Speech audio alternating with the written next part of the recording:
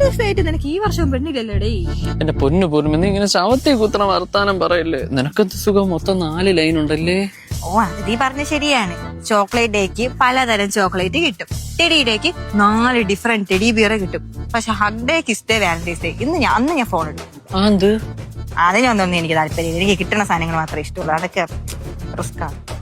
എനിക്കിവിടെ എങ്ങനെയെങ്കിലും ഒന്ന് സെറ്റ് ആക്കാനുള്ള വഴി. നിനക്ക് പെണ്ണ് സെറ്റ് ചെയ്തെന്ന എനിക്കെന്തൊരു മെച്ചം. ഞാൻ എന്നും നിനക്ക് കടപ്പെട്ടവനായിരിക്കും. നിന്റെ കടപ്പാടും തേങ്ങയൊന്നും എനിക്ക് വേണം. നിനക്ക് ഞാൻ നല്ലൊരു ഐഡിയ പറഞ്ഞില്ല. പക്ഷെ നിനക്കൊരു മന്തി വാങ്ങിച്ചില്ലേ? യെസ്, വാങ്ങിച്ചുതരാം. എടാ ഒരു ചീപ്പ് ഐഡിയയാണ്. നീ ഒരു കാര്യം ചെയ്യും, അവിടുത്തെ ബസ് സ്റ്റാൻഡ് ഉണ്ടല്ലോ, അവിടെ കൊള്ളാമല്ലേ അതിന് നല്ല പെമ്പിള്ളേരെ നിൽക്കണം നോക്കണം.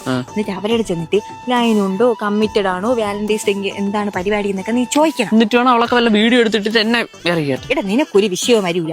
അഥവാ വല്ല വിഷയം പറഞ്ഞാൽ ഫോണും കൊണ്ടിങ്ങനെ വരും, വീഡിയോ എടുക്കട്ടെ, പ്രാങ്ക് ആണെന്നൊക്കെ പറയും. സെറ്റ് ചെയ്യാൻ തന്നെ ഫുൾ സപ്പോർട്ട്. ബസ് പോയായിരുന്നോ? Happy valentine's day. കമ്മിറ്റഡ് ആണോ? പിന്നെ ഈ വാലന്റൈൻസ് ഡേക്ക് കമ്മിറ്റ് ആവാൻ താല്പര്യമുണ്ടോ? ഓക്കെ ആണോ? അങ്ങനെയാണെങ്കിൽ ഞാൻ പോയി വണ്ടി എടുത്തിട്ട് വരാം. 1 മിനിറ്റ്. സെറ്റായി രാത്രി സെറ്റടി കള്ളി. അതെ, സ്പീഡ് പേടിയുണ്ടോ?